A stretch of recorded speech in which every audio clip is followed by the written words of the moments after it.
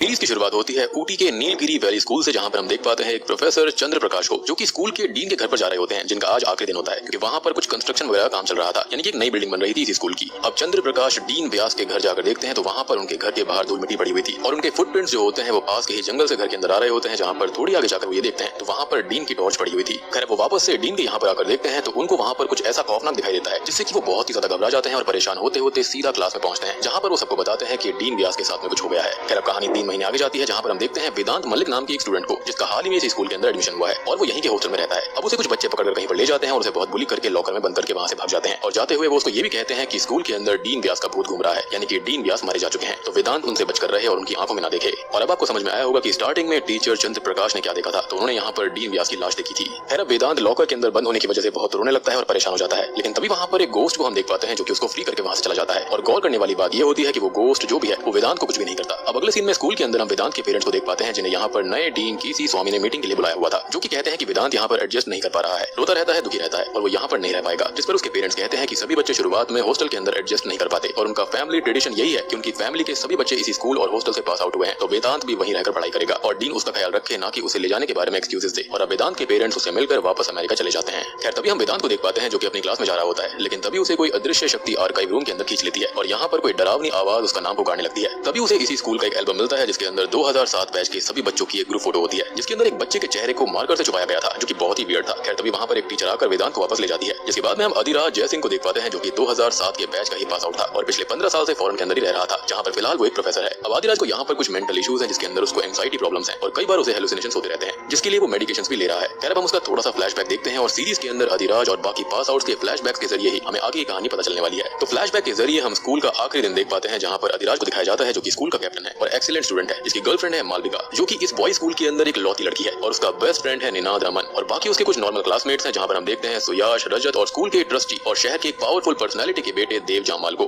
खैर present time के अंदर आदिराज की आखिरी 15 सालों से निनाद से कोई बात नहीं हुई है, ना ही कोई अदर कॉन्टेक्ट हुआ है और उनका 15 साल पहले कोई झगड़ा हो गया था, लेकिन वो क्या था तो इसके बारे में हम थोड़ी देर में जानेंगे। लेकिन एक बात ये थी कि वो बहुत ही अच्छे दोस्त हुआ करते थे और आदिराज हमेशा निनाद के साथ ही रहता था, उसकी केयर किया करता था, लेकिन बाकी लोग निनाद को लूजर मानते थे, उसको जरा भी पसंद नहीं किया करते थे। खास करके उस टाइम के कोच व्यास, जो कि आगे चलकर अचानक से ही डीन बन गए और उनकी ही मौत हमें स्टार्टिंग में दिखाई गई थी, जहाँ पर टीचर चंद्र प्रकाश ने उनको देखा था। खैर प्रेजेंट टाइम के अंदर आदिराज को भी रीयूनियन के अंदर जाना था और वो सिर्फ निनाद से मिलने ही वहाँ पर जाना चाहता था, तो वो इंडिया के लिए निकल जाता है और फ्लाइट के अंदर उसको कुछ विजन्स आते हैं और उसकी नोज अचानक से ही ब्लीड करने लगती है, जो कि बहुत ही वियर्ड होता है। अब तभी हमें वेदांत को दिखाया जाता है जो कि अपने रूम में सो रहा था, लेकिन तभी उसे कोई डरावनी आवाज जगा देती है और अगले ही सीन में स्कूल का पियोन उसे डीन व्यास के घर के पास वाले जंगल में देखता है, जहाँ पर स्कूल की न्यू विंग बन रही थी, यानी कि न्यू बिल्डिंग बन रही थी और यहाँ पर वेदांत ने 10 पपीज को खत्म कर दिया था, इंक्लूडिंग देयर मदर, और वो एक अलग ही रूप में खड़ा हुआ था। उसके हाथ में खून से सना हुआ सरिया होता है, लेकिन पियोन को देखकर वो नॉर्मल हो जाता है और डरने लगता है। और यह हादसा भी हुआ तब था जब 2007 बैच का रीयूनियन अगले ही दिन होने वाला था और डीन स्वामी सबको उसके बारे में समझाने लगते हैं कि उन्हें हर चीज का ध्यान रखना होगा, क्योंकि यहाँ पर कुछ वीवीआईपी गेस्ट आने वाले हैं और यहाँ पर चंद्र प्रकाश भूत वगैरह की बात करते हैं और उनका ये कहना था कि डीन व्यास की आत्मा की शांति के लिए उन्हें यहाँ पर हवन कराना चाहिए। और यहाँ पर सबसे ज्यादा शॉकिंग बात उन सबके लिए थी कि वेदांत ने जो किया था वो बहुत ही अजीब था और कोई भी उनकी बात नहीं मानता। सबको लगता है कि वहाँ पर कोई हादसा हुआ होगा जिसके अंदर वो पपीज मारे गए थे, यानी कि वेदांत के ऊपर कोई शक नहीं कर रहा था। खैर अब स्कूल के अंदर एक नई काउंसलर सुप्रिया आई हुई थी, तो डीन स्वामी उससे ये कहते हैं कि वो वेदांत का ध्यान रखे और उसे रीयूनियन से पूरी तरह से दूर रखे।